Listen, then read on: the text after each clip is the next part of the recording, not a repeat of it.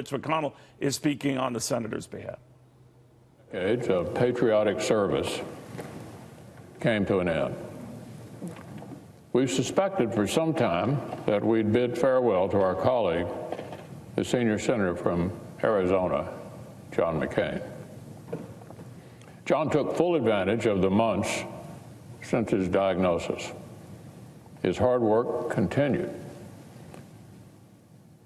But happy reminiscing, fond farewells, final reflections, and time with family actually came to the fore.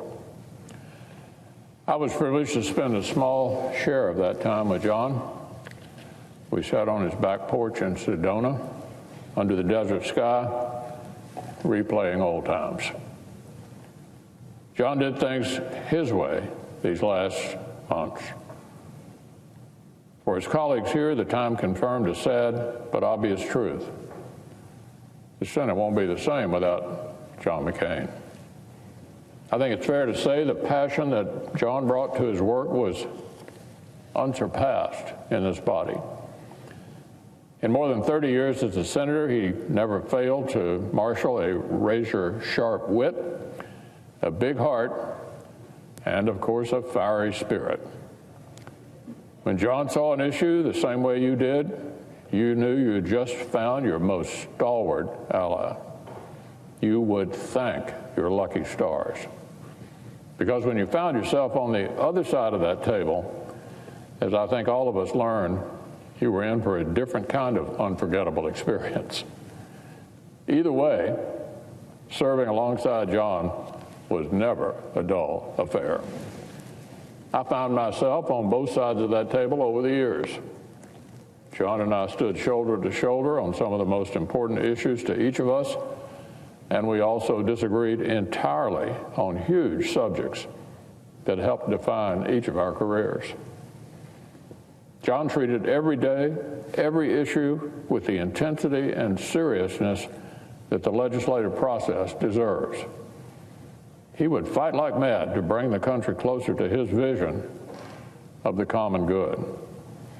But when the day's disputes were over, that very same man was one of our most powerful reminders that so much more unites us than divides us. That we should be able to differ completely on policy and stay united in love of our country. And John himself once put it, we have nothing to fear from each other. We're arguing over the means to better secure our freedom and support the general welfare. But it should remain an argument among friends who share an unshakable belief in our great cause and the goodness of each other. John and I sure had those fights, and we sure had that friendship. I'm just glad we never found ourselves in opposite dugouts. Now, you see, John and I spent years as neighbors in the Russell Building. Often when softball season rolled around, our offices would take the field together as one united team, we called it. Now, as a seriously wounded war hero and a childhood polio survivor, I'd have to say John and I didn't exactly have the makings of an elite double-play duo. I took the mound once or twice, but I admit we mostly offered moral support. Moral support. Really, that's what John McCain gave this body and this country for so long. His memory will continue to give it.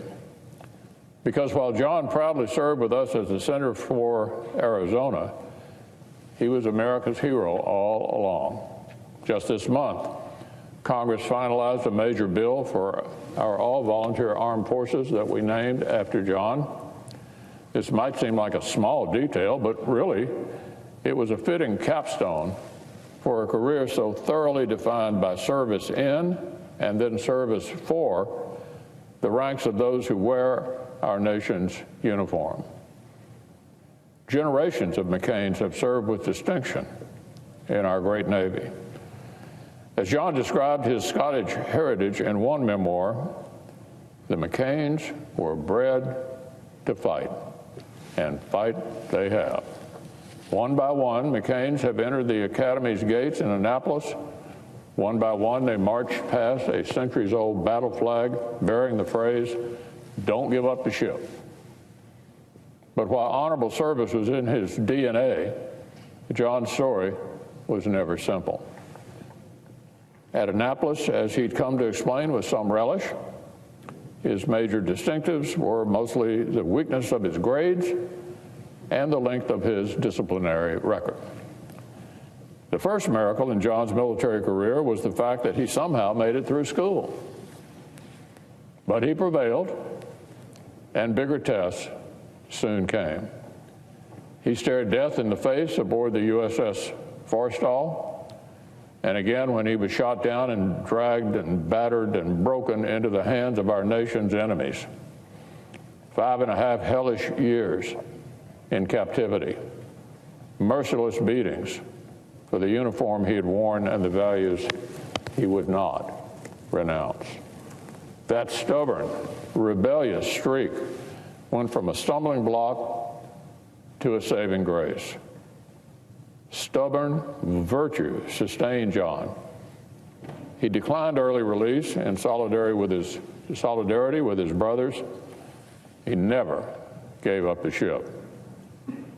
We all know this story, but while John didn't shy from sharing his experiences, he insisted he was no hero and no saint. He measured his life in simpler terms. When asked after this diagnosis last year how he'd like to be remembered, here's what he said. He served his country, and not always right, made a lot of mistakes, made a lot of errors, but served his country, and I hope could add honorably. He'll certainly get that wish. For many, the service and sacrifice that John rendered overseas would have been more than enough, more than a lifetime already. But somehow John McCain was convinced that he still owed his country more. In 1983, he arrived in Congress. John knew exactly what it meant to swear to support and defend the Constitution of the United States. When he was sworn in here in the Senate 4 years later, he was no stranger to pledging to protect the Constitution from enemies, foreign and domestic. The following years brought legislative accomplishments, to be sure. But while John's constituents were lucky to have him as their senator from Arizona, John also remembered our titles say United States Senator. He worked across the aisle on the Select Committee on POW/MIA Affairs, whose work helped heal the wounds of war and normalize relations with Vietnam. He led congressional delegations and overseas travel that were famously as grueling as they were educational. John was seemingly immune to jet lag, and he was never more excited than when he had an opportunity to share American values abroad. And of course, he was singularly devoted to the men and women of our armed forces. From countless visits with deployed units in Iraq and Afghanistan to his committee meetings right here in this body, John honored their sacrifices in a way that only he could. He never forgot that, but notwithstanding the grandeur of our military might and technical prowess, our armed services are made up of people, of our constituents, of volunteers, of the brave. John's favorite novel was Ernest Hemingway's For Whom the Bell Tolls. I suspect we'll hear it quoted quite a bit in the days ahead. The lead character is an American expat named Robert Jordan who risked everything in the Spanish Civil War. He's a little bit brash, maybe a little hot-headed. In fact, he's a dynamite specialist whose specialty, literally, is blowing things up. And he goes down fighting right down to the book's final pages.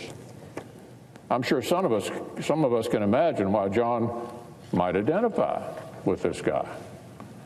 I recently rediscovered something John wrote a few years ago about this book.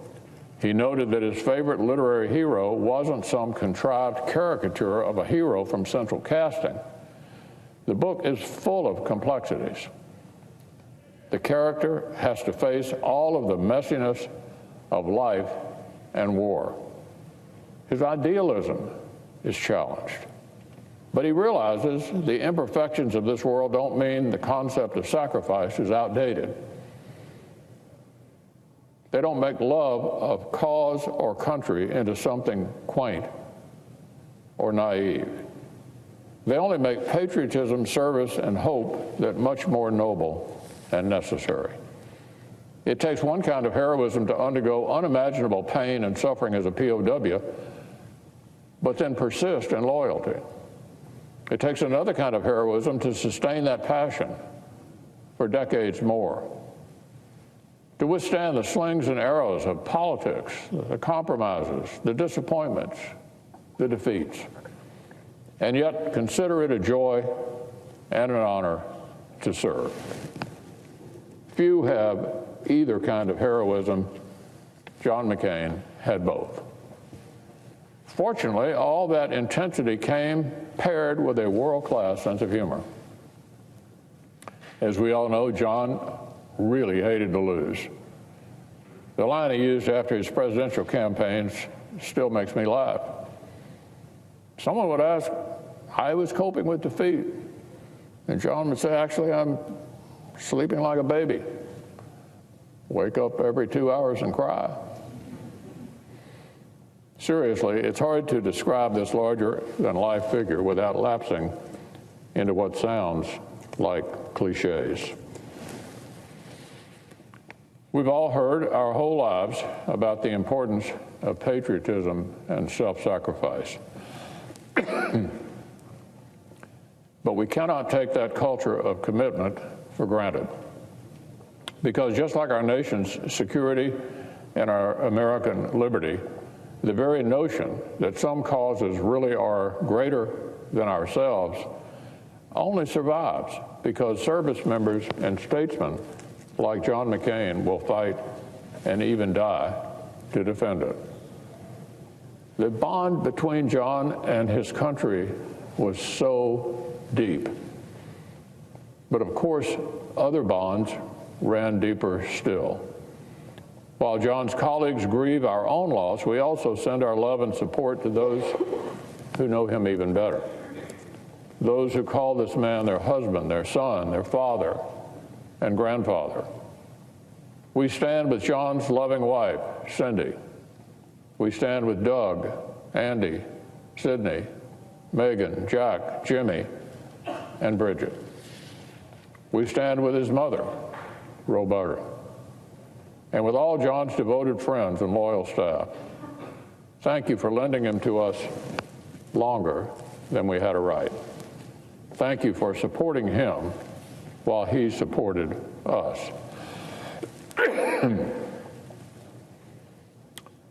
So John McCain has fought his last battles and cast his final votes. But the nation he loved is still not done with him yet. This week will be dedicated to remembering him. On Friday, he will lie in state here in the Capitol like other American heroes before him. As the days turn to weeks, I know we'll all eager to come together and collaborate on ways we can continue to honor his memory. Generation after generation of Americans will hear about the cocky pilot who barely scraped through Annapolis, but then defended our nation in the skies, witnessed to our highest values even through terrible torture, captured the country's imagination through national campaigns that spotlighted many of our highest values, and became so integral to the United States Senate, where our nation airs and advances its great debates.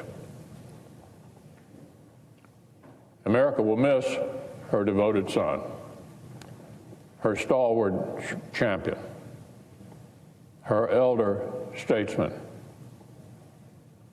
I will miss one of the very finest gentlemen with whom I've had the honor to serve. But we will not forget him. I consider it our privilege to return some small share of the love that John poured out for this country. It is our honor as Americans to say to the late, great John Sidney McCain III what we pray he has already heard from his Creator. Well done, good and faithful servant. Well done. You fought the good fight. You finished the race. You kept the faith. And you never gave up the ship.